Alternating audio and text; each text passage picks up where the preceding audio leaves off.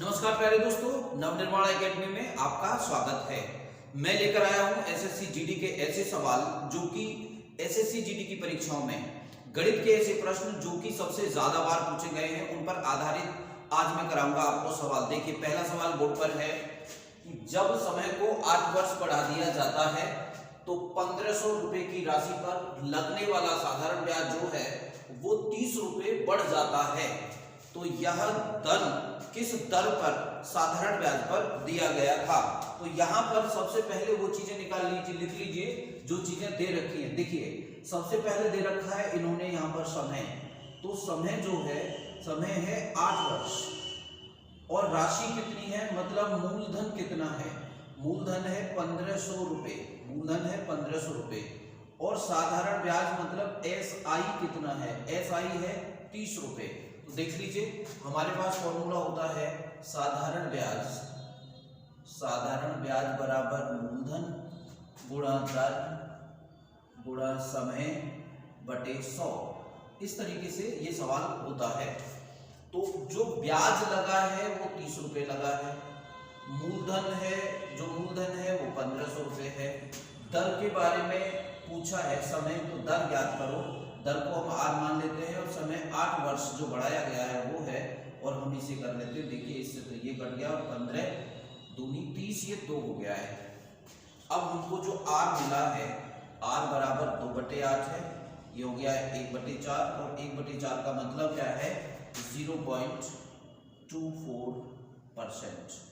देख लीजिए, 1/4 का मतलब है 0.24, तो जो दर है वो 0.24 है और यही 0.25 है और यही हमारा आंसर है। बताइए, इस सवाल को अगर समझ में ना आया हो तो आप रिपीट करके एक बार और देख लेना। अगले सवाल की तरफ बढ़ते हैं प्यारे दोस्तों। देखिए दोस्तों, ये क्वेश्चन है क्वेश्चन नंबर 2, जो कि औसत पर बहुत सारे सवाल पूछे गए हैं। 3 से 4 परीक्षाओं में वर्गों के औसत पर भी सवाल पूछा गया था। तो ये मैं बता देता हूँ 10 प्राकृत संख्याओं के वर्गों का औसत। देखिए, सबसे पहले तो आप ये देख लीजिए, जो औसत होता है, औसत हम निकालते हैं औसत बराबर योग बटे संख्या। तो जितनी संख्याओं का योग हम कर रहे हैं वह औसत होगा। तो अभी मैं बताता हूँ प्राकृत संख्याओं के वर्गों का औसत क्या होगा। तो देखिए आप प्राकृत संख्याओं के वर्गों का औसत, प्राकृत संख्याओं के वर्गों का औसत होगा n into n+1 into 2n+1 बटे 6। ये फॉर्मूला होता है जो संख्याओं के वर्गों के औसत का फॉर्मूला है। तो एक बात का और याद रखना है आपको, ठीक है। तो अगर यहां पर वर्गों का औसत नहीं है, वर्गों का योग है, वर्गों का योग, यदि इनका औसत ज्ञात करना है, तो औसत का फॉर्मूला कहता है कि संख्याओं से भाग दो। तो ये होगा n into n+1 into 2n+1 बटे 6n। हमने क्या किया है, हमने इसके योग में, इन संख्याओं के योग में n का भाग और दे दिया है। तो देख लीजिए, अब इस सवाल को निकाल लेते हैं। n कितना है, संख्याएं कितनी ले रहे हैं, संख्याएं ले रहे हैं 10। जरा गौर से देख लेना, इस फॉर्मूला को लगाते हैं कर, तो हमको ऐसा पता चलेगा 10 इंटू n+1, तो हो जाएगा 10+1 इंटू 2 इंटू 10+1 बटे 6। मैं इसे और चेंज कर देता हूँ, 10 गुणा 11 गुणा 10 दूनी 20 और 1 21 बटे 6। यहां से तो निकलेगा बेटा योग, यहां से निकलेगा इन संख्याओं का योग। यदि औसत ज्ञात करना है, याद रखना है आपको। अब हम यहां पर आ जाते हैं, योग तो इतना होगा। अगर औसत ज्ञात करना है तो नीचे n और आ जाएगा, n का मतलब 10 और आ जाएगा। तो उत्तर हो जाएगा 10 गुणा 11 गुणा 21 बटे 10 गुणा 6। देख लीजिए, ये वाला 10 आ गया है, n बराबर जो 10 संख्याएं ली हैं हमने। तो देखो 10 से तो 10 कट जाएगा, वेरी सिंपल। और 3 दूनी 6 और 3 सत्ते 21, 11 सत्ते 77 बटे 2, उत्तर हो गया है 38.5। देख लो जरा गौर से, कितना आसान सवाल है। मैंने सारा डाटा आपको बता दिया है। आप चाहते तो ये सीधा फॉर्मूला लगाएंगे, ये यहाँ से n से n कट जाएगा, गौर से देखो तो बचेगा n+1 2n+1/6, तो n+1 11, 2n+1 21/6 हो जाएगा, जो कि 10 और 10 काट दिया है और सवाल बहुत आसानी से हो जाएगा। एक बार मैं इसे फॉर्मूला को लगाकर और बता देता हूँ आपको, ये तो आपने लिख लिया होगा उम्मीद है। तो अगर हम डायरेक्ट ये फॉर्मूला हमको याद है और हम इस सवाल को करना चाहें तो सवाल इतनी आसानी से हो जाएगा। तो फॉर्मूला औसत होगा, इन संख्याओं का जो औसत आप निकालेंगे, औसत जो निकालेंगे इन संख्याओं का वर्गों का औसत अगर निकालेंगे तो होगा n+1 × 2n+1/6, तो n+1 तो होगा 11, ये होगा 21/6, तो होगा 38.5। देखो फिर तो कितना सही सवाल है, एक छोटे से कोने में आप कर पाएंगे आसानी से। चलो आगे बढ़ते हैं, अगला सवाल की तरफ बढ़ते हैं जल्दी से। देखो दोस्तों, बोर्ड पर आ गया है तीसरा क्वेश्चन, लाजवाब क्वेश्चन। ऐसा सवाल एसएससी जीडी के हर पेपर में रहा है, कम से कम हर पेपर में रहा है। जरा गौर से देख लीजिए, सवाल कहता है 12 व्यक्ति काम पर लगाए गए तो काम 4 दिन में खत्म हो गया, और कहा गया है तो 8 गुने काम को आधे व्यक्ति कितने दिन में कर लेंगे। याद समझिए, जरा सवाल को समझिए गौर से, कैसे इस सवाल को करना होगा।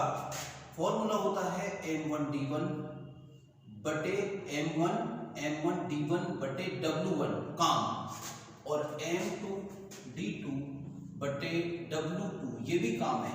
तो जो m1 पहले व्यक्ति, d1 पहले दिन, तो पहले व्यक्ति है 12 और पहले दिन है 4 और काम कितना है 1, ये और याद रखना है आपको। अब कह रहा है कितने आदमी, तो m2 याद कर रहा है 8 गुना काम। पहले अगर काम 1 था तो अब 8 काम होगा, आधे दिन, 4 दिन की जगह 2 दिन होंगे, ये सवाल पूछा गया है। देखो 4 दिन की जगह 2 दिन होंगे, तो गौर से देखो, इसे काट लीजिए, यहाँ पे 4 बार और 12 चौक 48 चौके हो जाएगा, यही हमारा उत्तर होगा।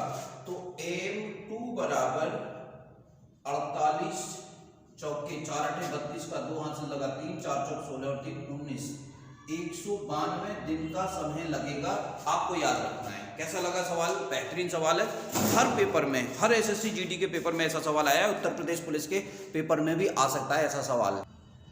देखो दोस्तों, बोर्ड पर है 5वां सवाल आज की क्लास का, और एसएससी जीडी के पेपर में पूछा गया। बड़े बेहतरीन सवाल होते हैं ऐसे सवाल, और अक्सर पूछे जाते रहते हैं। तो सवाल कहा गया है 51 + 67 की घात 99, यदि इसमें 68 का भाग दिया जाता है तो शेषफल क्या होगा। गौर से देखो, अगर 68 का भाग 51 में दिया जाएगा तो बेटा 51 ही शेष बचेगा। पहली बात तो ये हो गई। दूसरी बात ये हो गई कि 68 का भाग यदि 67 में देंगे तो बचेगा -1, और इस पर घात लगा देते हैं जितनी घात है, तो बेटा 51, और यदि हम -1 की घात 99 करेंगे तो उत्तर तो एक ही आएगा, लेकिन माइनस का आएगा, -1, और इस तरीके से उत्तर हो गया है 50। यही हमारा आंसर है। बताइए कैसा लगा सवाल? यूं हो जाएगा बहुत जल्दी से। देख लीजिए, संख्या पद्धति का सवाल है। अगले सवाल की तरफ बढ़ते हैं। देखो दोस्तों, एक और बहुत बेहतरीन सवाल है जो बोर्ड पर लिखा हुआ है, इसको आप भी करने का प्रयास करना। पहले वीडियो को पॉज करिए और फिर इसे कर लीजिए। जरा देखिए, ये कहा गया है कि एक 5.4 मीटर लंबा पेड़ है, इसकी छाया की लंबाई 9.6 मीटर है। उसी समय में जो अगर 43.2 मीटर लंबा भवन है, उसकी लंबाई क्या होगी, ये पूछा गया है। तो जरा देख लीजिए, इस सवाल को कर लेते हैं, तो ऐसा देख लीजिए, भवन और छाया, इस पे कर लेते हैं। मैं आसान तरीका बता देता हूं। तो यदि भवन की लंबाई 5.6 मीटर है तो इसकी छाया की लंबाई 9.6 मीटर है। पूछ रहा है कि 43.2 मीटर लंबा यदि भवन है तो उसकी छाया की लंबाई मान लो x होगी। इसमें हमेशा तीर का निशान नीचे की तरफ लगा देते हैं, तो उत्तर हो जाएगा, जरा गौर से देख लीजिए, 9.6/x, x को नीचे रख लेते हैं, बराबर हो जाएगा 5.6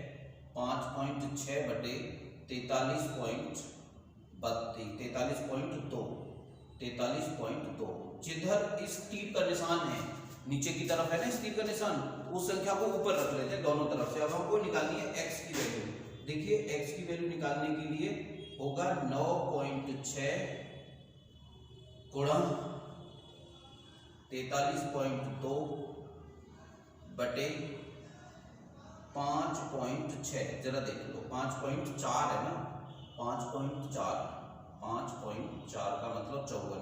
इससे तो ये कट जाएगा, जरा देख लो 56 से 54 कट गया है। और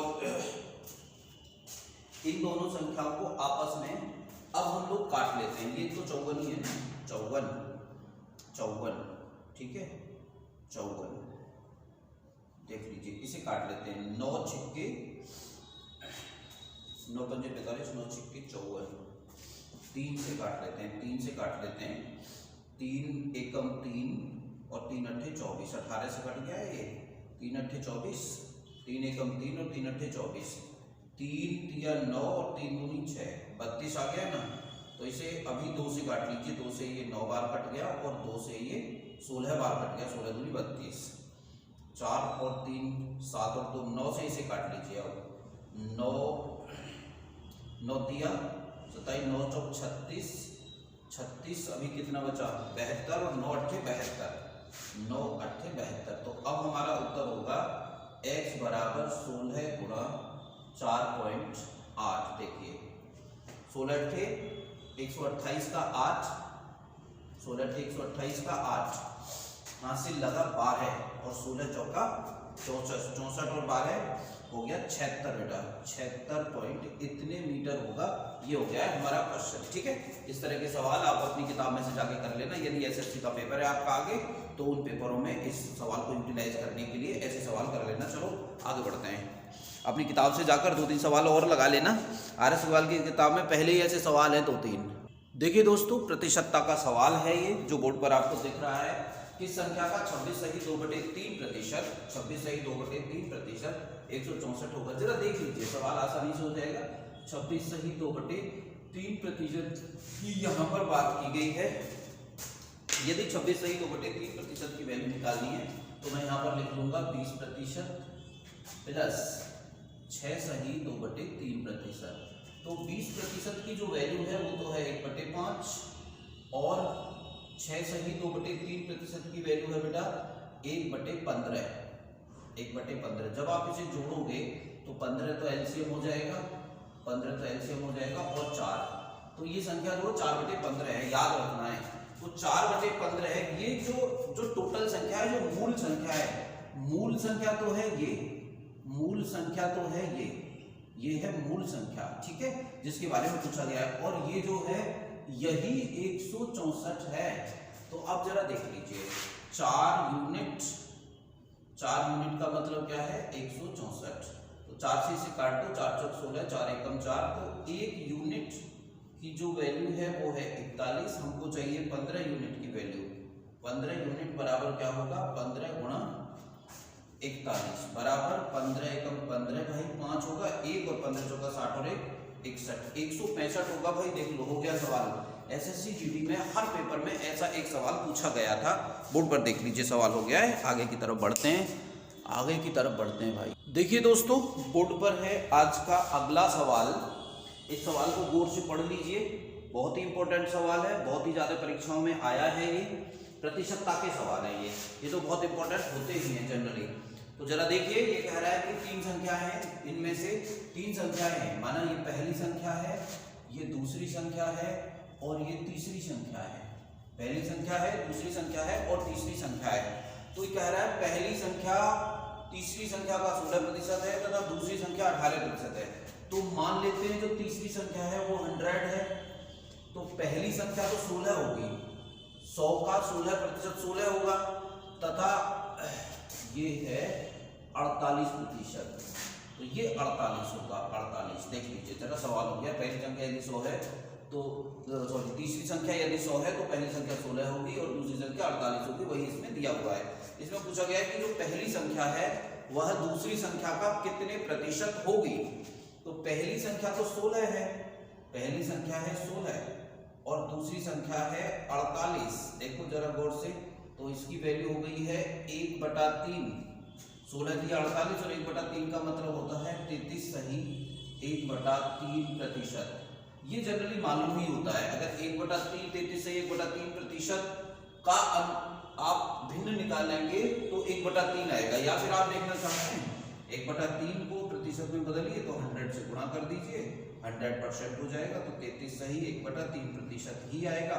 आप इसको चेंज भी कर सकते हैं सवालों पर, ऐसे ऐसे सवाल पूछे जाते हैं। इन सवालों का एप्लीकेशन करके आप बड़े से बड़े सवाल निकाल सकते हैं, इसलिए ये चीज़ें हमको ठीक से आनी भी जरूरी हैं। अब देखिए दोस्तों, अगले सवाल की तरफ बढ़ रहे हैं हम लोग धीरे धीरे। और ये सवाल क्या है, यदि 10 वस्तुओं का लागत मूल्य 9 वस्तुओं के विक्रय मूल्य के बराबर है। याद रखना है आपको कैसे निकालते हैं ऐसे सवालों को। 10 वस्तुओं का सीपी बराबर 9 वस्तुओं का एसपी। इसका मतलब क्या है, जितने में 10 वस्तुएं खरीदी उतने में 9 वस्तुओं को बेच दिया गया है। तो ऐसे सवाल पेपर में आते रहे हैं, सभी पेपरों में आते रहते हैं। मैंने इस एसपी को इधर ले आया हूं मैं, तो उत्तर हो गया है 9/10।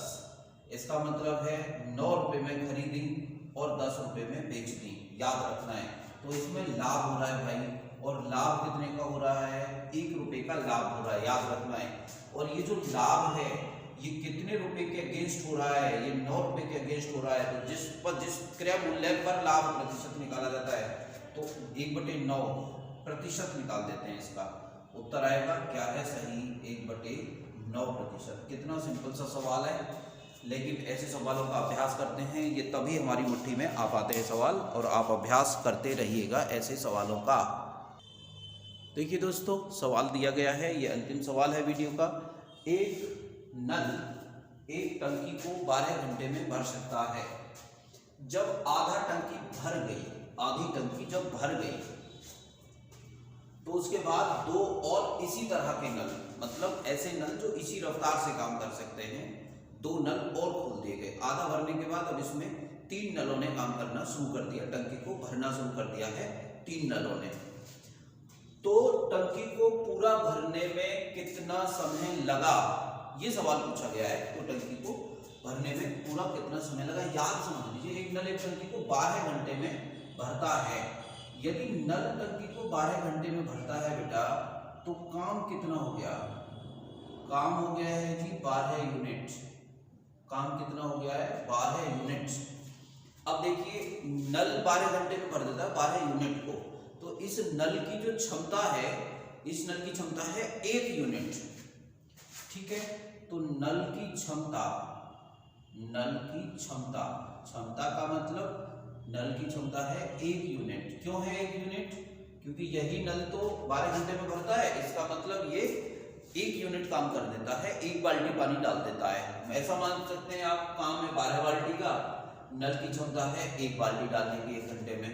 तो ये कहता है, तो आधा काम में कितना समय लगा, आधा काम, आधा काम हो गया, 1/2 काम हो गया, तो 6 यूनिट काम हो गया। तो 6 यूनिट काम को करने में कितना समय लगा होगा, 6 घंटा, 6 घंटा। अब शेष काम बचा है, शेष काम बचा है 12 - 6 बराबर 6 यूनिट काम और बचा है ये। इस 6 यूनिट काम को अब 3 नल करेंगे। पहला नल 1 घंटे में, दूसरा नल भी 1 बाल्टी डालता है, तीसरा नल भी 1 बाल्टी डालता है। अब 3 नलों को खोल दिया गया है। पहले नल की क्षमता, दूसरे नल की क्षमता, तीसरे नल की क्षमता। ये 1 यूनिट काम करता है, ये 1 यूनिट काम करता है, एक ये यूनिट काम करता है। तो अब हमारा उत्तर हो जाएगा 6/3 अर्थात 2 घंटा। तो जो शेष टंकी है वो 2 घंटे में भर जाएगी। तो इस टंकी को भरने में कुल 8 घंटे का समय लगा है।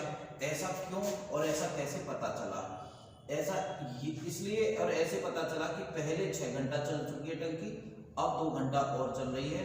इसका मतलब टंकी हो गई 8 घंटा लगे टंकी को पूरा भरने में। 6 घंटा में आधा घंटा भर दिया था। दोस्तों वीडियो हो गई है खत्म। आपको यदि आप हमारे चैनल पर नए हैं तो हमारे चैनल को सब्सक्राइब कर देना, अपने दोस्तों तक हमारी वीडियो को शेयर कर देना, ताकि उन लोगों को भी हमारी वीडियोस का लाभ पहुंच सके। मिलते हैं अगले वीडियो में। जय हिंद, हिंदुस्तान जिंदाबाद।